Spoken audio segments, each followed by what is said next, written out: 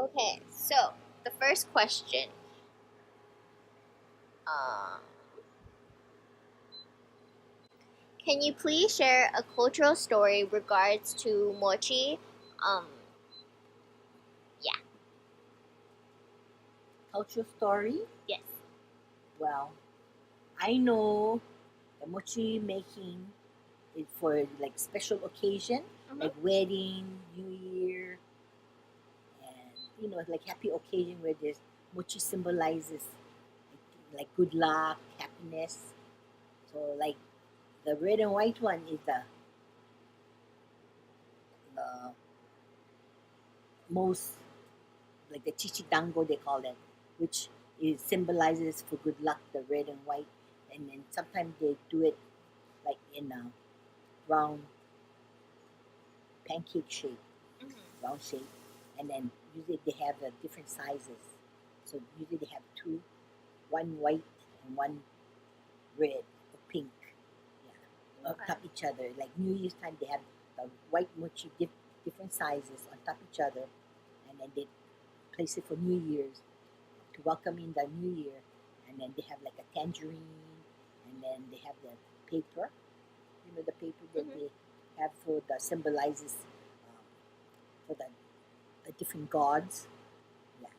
Okay. And then Okinawan style, they have the brown mochi because you use brown sugar for it, and that is called nantu. Nantu. So yeah, so every I guess Asian prefecture have their own type of mochi that symbolize for happiness or good luck and things like that. Mm. Now, do you have your own personal story? I didn't ask you this earlier, but do you have your own personal story in regards to like mochi making or like making it with baba or like just anyone that is a fond memory for you? Well, like growing up, we didn't pound mochi, but I knew of people pounding mochi as a family. They get together and then Mm. they pound the mochi where the women would cook the rice, the mochi rice. The men folk would pound it till they get to that pasty, and the women be all together, and then they would make it into the mochi, like a pancake shape and the Mm. different size. And sometimes they fill it with and stuff like. But it was more time to spend with the families. Yeah, but we didn't do that because we Mm. always bought our mochi from the store. But a lot of people that's what they do, as a family unity. Yeah. Got it. So as far as like pounding mochi, that goes along the same lines of like the practice of it. Basically, is in like before time or even recent, people would spend time together to pound it, um, and like just make it from scratch. But is there any other practice or method? Well, I guess it depends on the prefecture that they come from because, like, one of my lady friend used to say that their mochi was made into squares, not round, until she came to Hawaii, and the mochi was round. And like before, when they make round things, used to symbolize like death. But then when she came Hawaii, the mochi was round. But whereas her prefecture, I don't know what it was called, Mm-hmm. was square. And so that's why when she went back home and she made this round mochi, her mother was surprised because she said, "How come you're making the mochi round where there's always from the time she was little was square?" So Mm-hmm. she told her mother, "Oh, in Hawaii, the mochi making is round, except for the chichidango that pink and white when Mm-hmm. you buy from the candy store is usually like rectangle shape, yeah, and individually wrapped. Oh, But okay. as I said, like people do it like for favors, like happy occasion, like Mm-hmm. when wedding favors or um, anniversary favors, birthday parties, the favors like that. Got it. Now, were you full Japanese or are you Okinawan? I'm, I'm Japanese, Okay, so you're the full Japanese one. yeah. I'm Okay. not Okinawan. Papa's Okinawan. Okay, got it. I just wanted to clarify. So you guys are 3/4 Japanese and 1/4 Okinawan. Yeah. Um. Now, you mentioned earlier that, like, as far as songs, there's not really any, like, specifically How besides, about like, mochi? No, but, I don't know. I mean, there might be, but as far as we know, as far as I know, mhm. I haven't heard any song about mochi pounding or any. Mm. Yeah. So now for, like, legends. You said the legend isn't really a legend, but more so, like, good luck. It symbolizes good luck. Can you elaborate on that a little more? Well, because it's used in mochi making is for special occasion where you know everybody get together and then they do it like happily, working with family and close friends like that.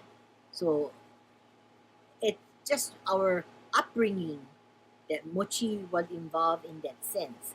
Not only for enjoyment for eating, Mm-hmm. but the enjoyment of pounding it and doing it together as a unity with your family and friends.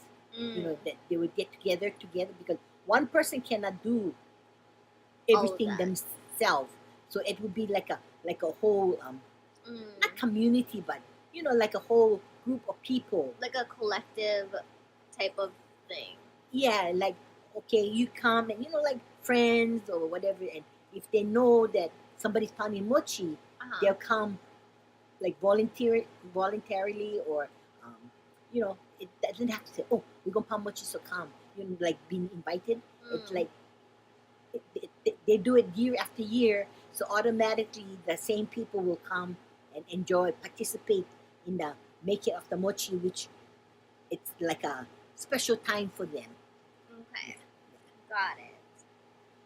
Now I know you're born and raised in Hawaii, but do you know by chance, like, the community, or I guess like the region, like your family, our family, originated from in Japan?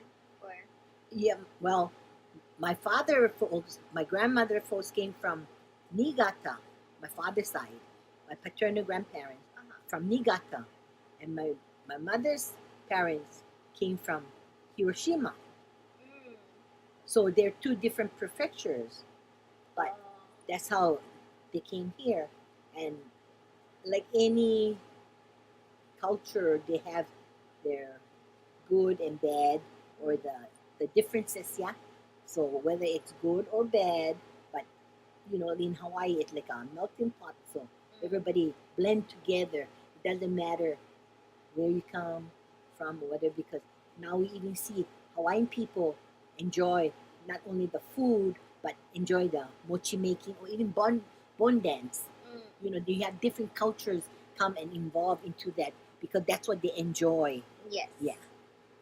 Okay, so to just wrap up this interview, I guess in conclusion, basically the food of my choosing was mochi. Mm-hmm. But rather than making the chichidango, which is the white and pink-ish Mhm. mochi, we're going to be making the nantu, Yeah, the Okinawan style. which is the brown sugar.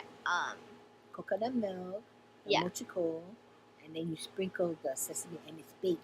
It's not like the chichidango is usually steamed. Mm, Yeah, but then this one is baked. So okay. through the years it get more simple. Simplified. Yeah. Yeah. Okay. Well, thank you so much. I did learn a lot more than just what I'd originally known growing up. How we always made nantu. Now I kind of know the background and the reasoning. So thank you. You're welcome. I mean,